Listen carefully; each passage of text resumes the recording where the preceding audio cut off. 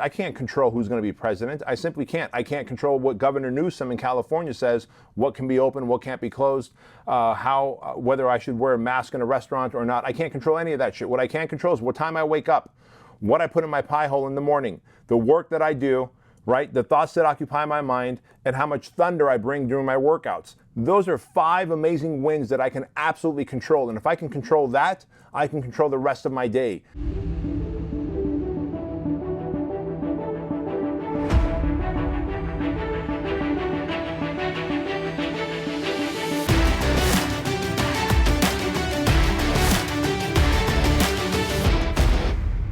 The COVID-19 has messed up your morning routine, and today Craig Ballantyne and I are going to teach you the 5 steps for the ultimate COVID-19 morning routine on the Empire Show. Craigie.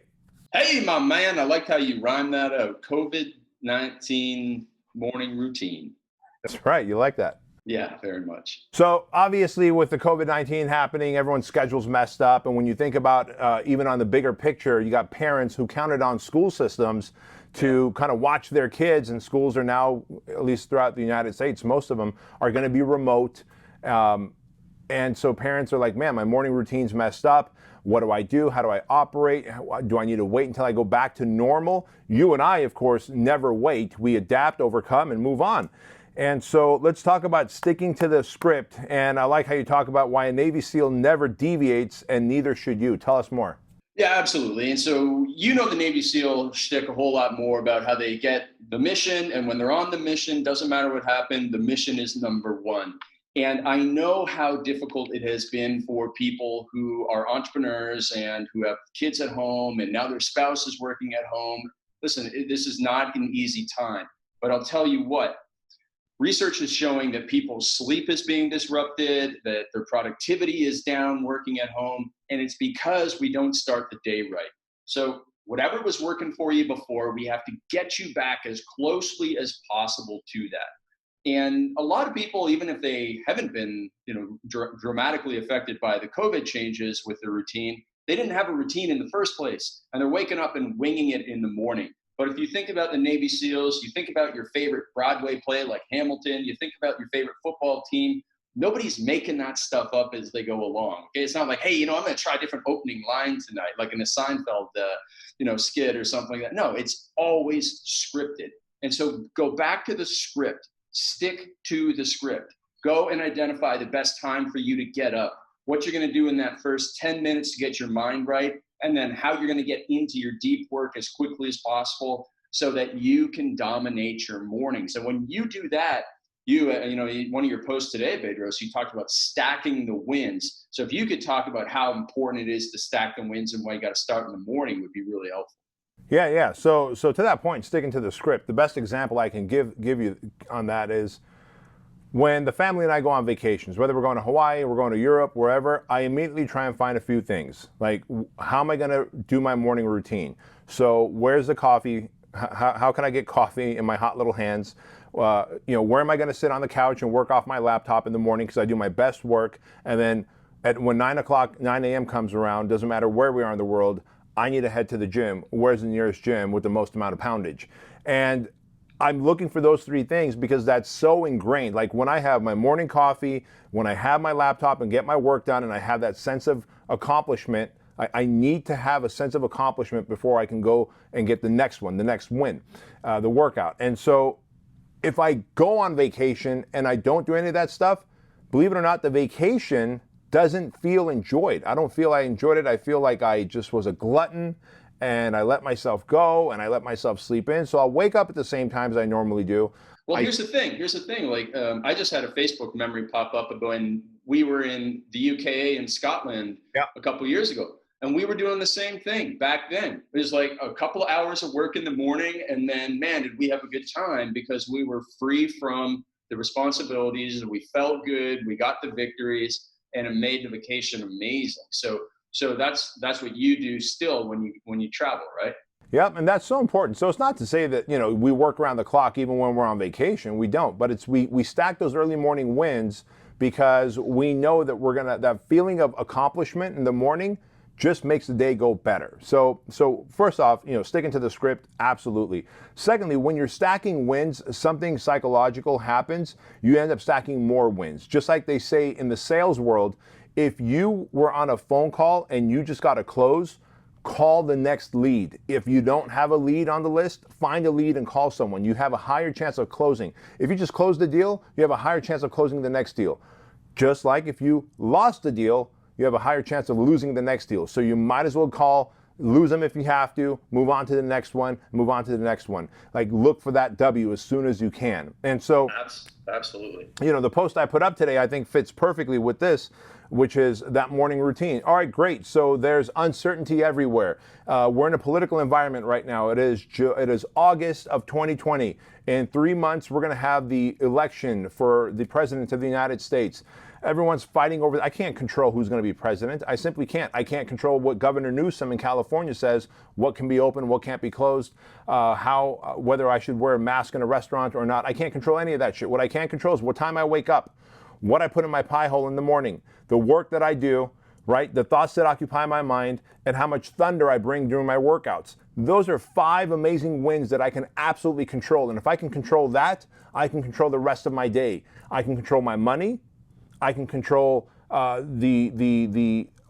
many other variables. The hike that I'm going to go on today, the relationship with my wife, the relationship with my energy you bring to your leadership meetings, the energy I bring to my leadership meetings. All those things matter. And so while people will look at all the things they can't control, well, the uncertainty, the economy, the COVID, the masks, the political climate, hey, you can't control that. Get off of it, right?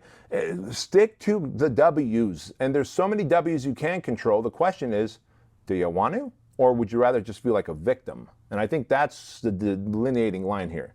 Yeah, I had a mutual friend of ours, Brian Stecker, a fighter jet gym owner up in Washington State. He reached out and needed a little guidance to get through the COVID, and he had fallen off on a couple of habits. And there's something I do for my top clients. I allow them to send me a daily email, and it has to answer 3 questions. And each person has 3 different questions. But his is, what time did I get up?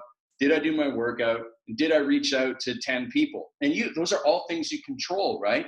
You control those things. And just doing those things really quickly, early in the day, is going to stack those wins so that you can go forward. And listen, when you do something right, it bleeds into the next. You get that momentum. I love that little, when the sales closer makes a sale, they got to get right back on the phone as quickly as possible. Now, here's the thing. In order to have a script, you must script it out the night before. So this is principle number 2, step number 2. You need to make the game plan the night before so that you wake up in the morning, and I like what you do. You wake up in the morning, you do your gratitude, then you work on your top 3 MITs. And I think that if everybody can give 90 minutes in the morning to their number 1 priority in life, to their drumming up of business, boy, will they make it through COVID-19 a whole lot better. So walk us through the first 90 minutes of your morning. Yeah, so, the first 90 minutes is, I believe, the most critical piece of every person's morning. I'll wake up without hitting the snooze button. I'll drink 30 ounces of water and then jump in the shower. I'm out of the shower, and now I'm downstairs and I've made a protein shake. I've got my coffee, and I'm sending out my 3 gratitude text messages. Now I've got time to sit and work on my business. I'm not perusing Instagram and seeing, what's happening on Instagram, Facebook, Twitter, TikTok, any of that stuff. The people that lay in bed and check in on social media are the laziest people on the planet, if you ask me. Well, you're not Mark Zuckerberg. There's no reason for you to check in on Instagram or Facebook to see if that fucking platform is up. Mark Zuckerberg needs to see if the platforms is working, if it's operating slowly, if it's got a glitch. You ought to be checking on your business. Like, I'm logging in on, is my business running? Are my emails coming in? Are people paying me money? Are the bank accounts filling up? Like, that's what I'm after. And so if you can have that discipline, like for me, like I said, it's once I drink the 30 ounces of water, have the coffee, the protein shake, 3 gratitude text messages that I send out, I lock on and work on my GSD list, the get shit done list, usually 2 to 3 things that are going to move the money needle. Now I've done this brain dump. I feel good about myself. I've stacked wins. I can go to the gym and crush the iron and get here to HQ by 11 a.m., where then I can serve my team who is serving the different companies and the customers and clients and franchisees that we have. It's not rocket science, but that first 90 minutes, if not controlled, will take you down a toilet bowl because you're going to see a post that makes you feel jealous. You're going to see a post that's going to make you feel like you're missing out on something. You're going to get an email that is a sales email that's taking you down some weird rabbit hole of looking up reviews on YouTube of a fucking pair of tennis shoes that you don't even need. You know what I mean? Like, and it goes back to discipline. These things are built to be addictive. I mean, understand that you cannot beat Instagram at its own game. It will addict you. So will YouTube. So will Netflix. Any of these things, man, it will suck you in. There's actually a term for it. Let's share it with our audience. So when you go to Las Vegas and you see all those slot machines and you see all those people playing slots and you wonder, man, the hotels get bigger, they get more elaborate. So clearly more people are losing than winning. Yet people continue to play. Why? Because of a mechanism called variable response. Variable response means that when I put $1 in a slot machine and I pull the thing, oh man, I almost won. I almost got the 3 cherries. I'm going to put another $1. Oh shit, I was rewarded with a win. I made $2,500. Okay, let me see if I can hit the jackpot, which is 25 million. So variable response means I'm going to keep trying because I almost got it. I kind of got it. I got a little reward. It now makes me want to get more. So when we post on this freaking thing and then we keep going to check, how many comments did I get? Refresh. How many likes did I get? Refresh. How many shares did I get? That's variable response. Variable response is the second most addictive thing on the planet. The first being sugar, which is more addictive than cocaine. Wow. Well, I remember back when I really wasted time in my younger years, I had this thing that I called, Evan Pagan gave me the term. It was OCD loop. And I got into this OCD loop of checking stats, checking Facebook. This is just when Facebook came out in like 2006, 2007, checking my email and then checking sports scores. And you go back and they're always changing. So you get in that loop. And so everybody listening, check your OCD loops and make sure that you are putting something in place that stops you, whether it's blocking yourself with something, there's selfcontrol.io. There's a bunch of things that you can do. Now, there's something that I love that you do later in your morning. And it leads me to step number 3 is work early, reward later. Don't work out in your top willpower time. And you and I know a lot of fitness entrepreneurs, very successful, but holy cow, do they love to do the workout first thing in that morning magic time. And here's the thing, in the morning, you have the greatest discipline, willpower, and intention, which makes it easy to work out. But if you work out first and you try and write that sales copy later or do that presentation later, you'll start to find excuses for it. So as Mark Twain said, if you have to eat a frog, if your job is to eat that frog, the best thing to do is eat that frog first thing in the morning. And if you have to eat 2 frogs, best thing to do is eat the biggest frog first. So Bedros, did you always work out kind of at 9 or 10 in the morning, or were you the type of person who worked out first thing? And when did you switch, if you did? I instinctively knew that working out after I checked off the money boxes were important for me.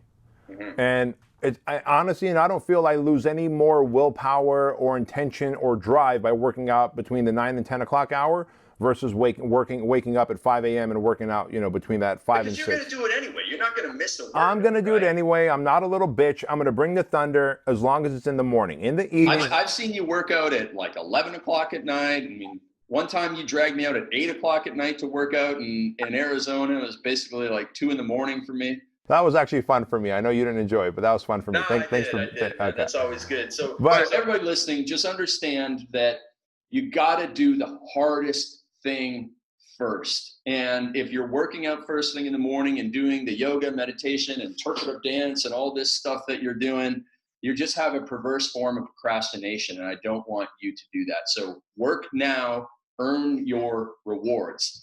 And to that point, can I just look, as the CEO, as the person in charge, you probably have people under you who work for you, work with you, whatever term you want to use. And the bottom line is, if I know my team gets into the building at 8 o'clock in the morning, I want to have moved as much stuff onto their plate as possible first thing in the morning so they can start executing on that stuff. And so... Yeah, you don't want it the other way around. No. So I will work during that quiet time before, and that's the other thing, what you talk about, where if you wake up early enough early enough in the morning and work when everyone else is sleeping, you have a lot of this universal energy that's focused on you. And look, if my phone's not blowing up from my staff because I'm working between 6 and 7 and 8 o'clock, by 8 o'clock, I've put the sales copy on their desk or in their inbox for them to make the website. Here's a broadcast to send out when you get into the office. Here's a post to put up. Here's the 3 emails and how to respond to that person that wants to open up 8 locations in Dubai. And once I've done that, dude, they can execute while I'm getting my fucking pump on, man. And that's the fucking thing. Exactly. So then the next thing, in order to know exactly what to do the next day, is you have to plan the night before. And if you haven't read any of my books, let me break it down to 3 steps. At the end of your workday or sometime in the middle of your afternoon, when you're thinking about tomorrow, what you're going to do is, number 1, you're going to do a brain dump. You're going to take all the jumbled up thoughts, things to do, emails to send, calls to make. You're going to get them all out. You're just going to scribble out the 19 or 25 things that you have to do tomorrow. Step number 2 is you're going to organize it in a priority to-do list, because if you're making your to-do list in the morning, you're already too late. Remember, we have the greatest discipline, willpower, and intention in the morning. And if you're spending that time making a list, you have really wasted that time. Now, the third thing that you're going to do is a little process planning to make the path the next morning smoother. So if Bedros has to write sales copy, he'll jot down a couple of bullet points the night before. His subconscious mind works on it overnight. He wakes up the next morning, he opens up his computer. It's not a blank screen. He's not going to get writer's block, and he just crushes that sales copy 3 times faster than if he had just thought, oh my goodness, now if he had started with his to-do list and thought, oh, I better write some copy. Yeah. Well, that's how you do it. Sassy, that is how you do it. And you know what, man? I think like anything else, it becomes a muscle. When you do it long enough, there's no effort required. And so people are like, yeah, but I'm not strong at that time, or I'm not clear at that time. I promise you, try it for 30 days and watch how, like a muscle, you'll build it and you'll be able to do it and you'll think a sport. Well, I'll tell you what, I for a long time have never worked out early in the morning. And then I started traveling, back when I started traveling a lot around 2011, I had some flights at 8, 9 in the morning that were across country. And it's like, man, I got to get my workout in, because when I land, I got to do something. So I remember I got up at 4 o'clock in the morning one time. This was before I was getting up that early. I was getting up at like 5 in the morning, and I went right to the gym, and I went, wow, I can have a good workout. I was just telling myself this lie, this myth for so long, that I'm not good at working out in the morning, or I can't work out before noon, or all this junk.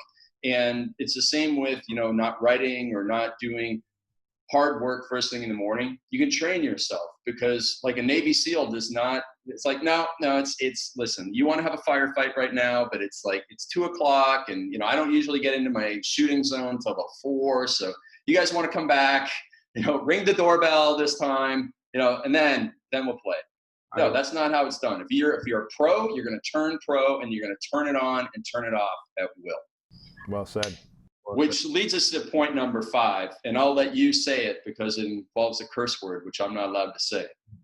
All right, so basically you need to man up and you need to beat your inner bitch, because your inner bitch wants to hit the snooze button. It wants to negotiate with your goals and dreams, and the reality is that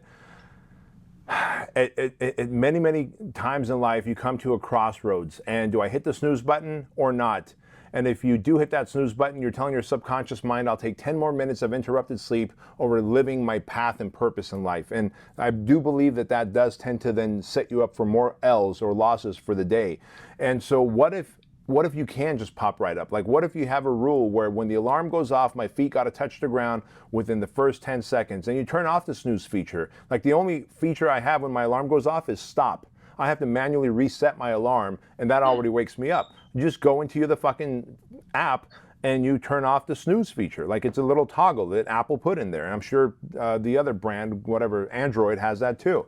But make it convenient to be successful. And then when you're not feeling like it, let me tell you, there's a lot of times that I don't feel like doing something, and I'll start negotiating my way out of it. Well, I don't feel like going to jujitsu, so I start negotiating my way out of it. Oh, okay, well, how am I going to feel if I'm out somewhere and some dude wants to rape my wife? I guess I wasn't feeling like jujitsu, so I don't know how to defend my wife. So go ahead, honey, right? Like, if you decide to not let your feelings determine your actions, you don't feel like it, do it anyway. You're just going to do it with a little resistance, and then here's what's going to happen. Whether it's work or working out or eating right or anything, all of a sudden the endorphins will kick in.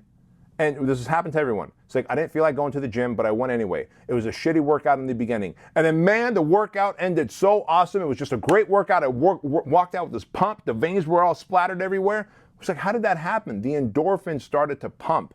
So do it anyway, and don't let your feelings and emotions talk you out of or negotiate you out of your goals and dreams. I'll tell you what, even I don't negotiate with the snooze, but there's something that I'm building my way up to, which is this fasting on the first of every month.